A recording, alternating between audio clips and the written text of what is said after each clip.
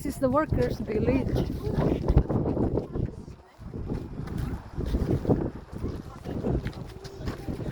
Ayan guys.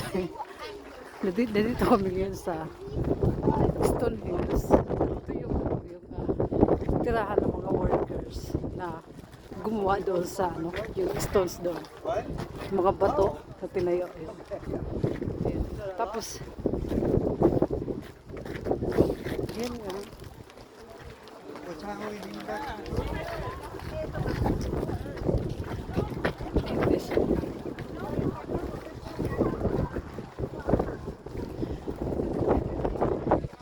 niyo yan guys, ito yung yung bed.